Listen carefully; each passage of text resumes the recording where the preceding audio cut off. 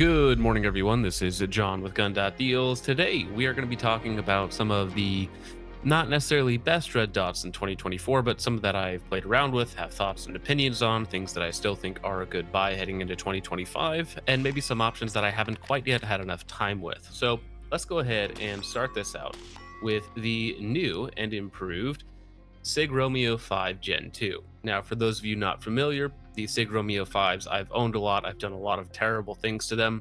They're decent red dots for the money. They come in at the low $100 range, somewhere between 150 bucks. The older Sig Romeo 5s came with a worse mount, what you're seeing here on screen. This is a much better mount. They use the aim point T2 footprint, so you can use aftermarket mounts, but one of the weak points of the original Sig Romeo 5 was the fact that it came with a bad mount. Now this kind of solves that with what looks like a upgraded mount design. Now we'll see how durable that is in reality. Now, as you can see, there are also some additional changes to the body. The battery cap has been moved. You have exposed windage and elevation, top mounted illumination buttons, and a supposed 40,000 hour runtime, which is again similar to the original model. You can tell that the mount is quite a bit different though, and that is kind of the main selling point. If the glass is a little bit better, that would also help it, and keep in mind that it's right about the same price in that low $100 range.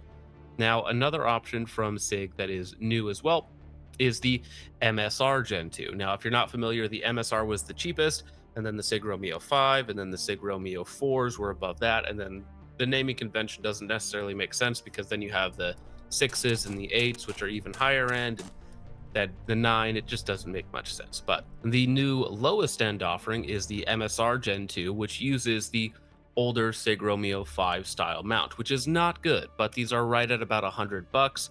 Rotary dial on the side versus top mounted illumination control. Some people actually prefer that, so it kind of depends what you're looking for. And again, these are going to be coming in at around $100, maybe a little under sometimes, maybe a little over, but right around that range. Now, some of the higher end options from SIG, this is going to be a pretty heavy SIG list, as I do like SIG's red dots.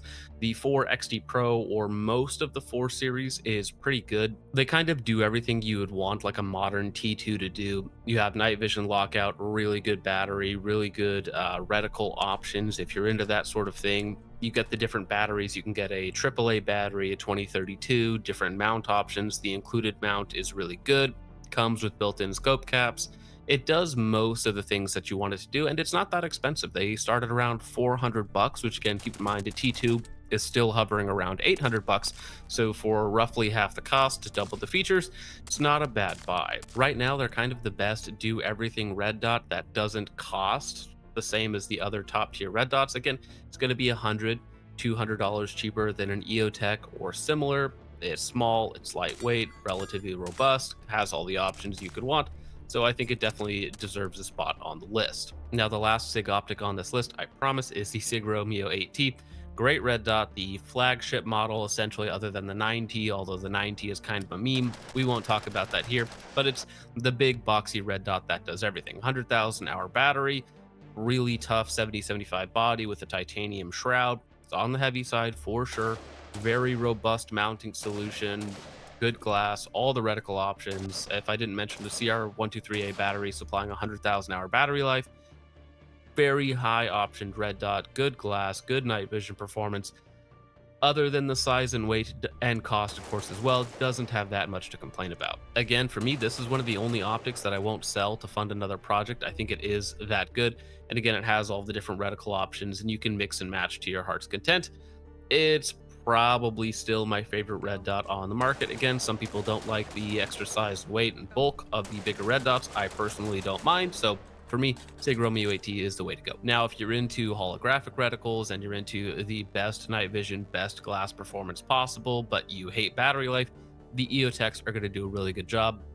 For me personally, there's only a couple options, either the EXPS3, which of course is night vision capable with the taller, lower 1/3 mount, and the side mounted 2032, or you can also go with the alternative option, which has the same feature set in terms of night vision performance and height, but that is going to be the SIG 558, which is the tall with AA's up front, which has about 2.5 times the battery life.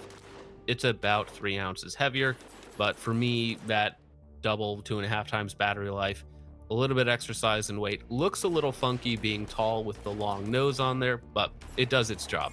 And again, if you're looking at an EOTech, you're probably fine with the battery life. Best glass out there, looks great with a magnifier, perfect for passive aiming, does most of the things that you want it to do other than last a long time. But if you're fine with that, I think it is a great option, probably one of the best if you can afford the $600 to $700 entry fee. Now, if you wanted the Chinesium EOTech we have at home, you have the Holosun 512C. These were actually a relatively good value. They give you the big window if you like that side of things. They're a little funky. They don't have the same glass quality. They're a little gimmicky. It's still using just, I believe, a 2032 battery rather than a CR123A. So the battery life isn't that much better like you would find on like the Sig Romeo 8T for the additional size weight. I think these are in the low-ish $200 range, which makes them a pretty good value if you can find one on a deal. Not my favorite red dot out there. Again, they're kind of big and bulky without all that much benefit. Relatively robust body because you do have that thick aluminum hull. I've had a good time with them. I recommend them over the 510C because I just don't love open emitter red dots on rifles, but I think the 510C probably does have a little bit better glass just because it's only one pane versus two with sacrifice and durability. But I know comp shooters actually really like the 510C. So depending on what you're looking for, that might be an option for you. Now, actually a very high value option from Holosun, in my opinion, is actually the AEM's Core version. The AEMS has a full version, which has a solar panel, built-in scope caps, and different reticle options, which you don't really need. The Core version strips all that away, just gives you the dot, the housing that you want, and it's like under 300 bucks if you can find a good deal on it. So the AEM's Core 2MOA dot, decent glass quality. It's a little warpy, it's a little magnified to me personally, but you have aftermarket mount options for it now, so you can kind of do whatever you want with it. Medium-sized window, I would say. It's not quite a big boxy optic.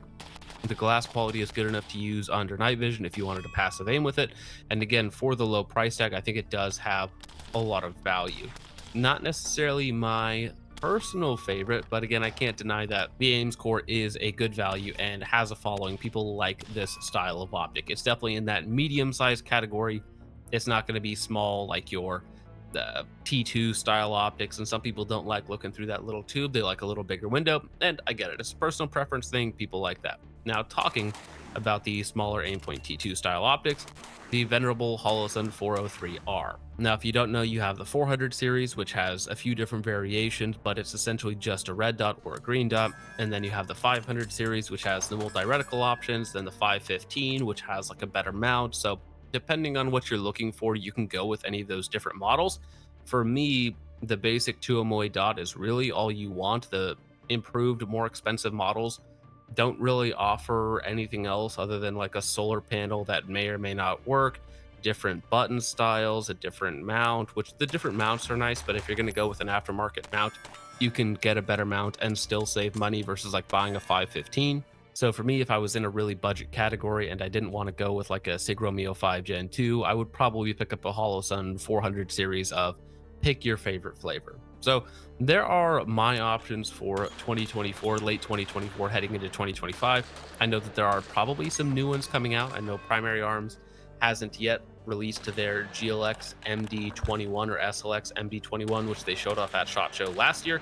So hopefully those are coming relatively soon, and maybe we'll have some new cool options early next year, but we can talk about that then. So with all that out of the way, guys, thank you so much for watching. I hope you all enjoyed. I will see you in the next one. Peace off.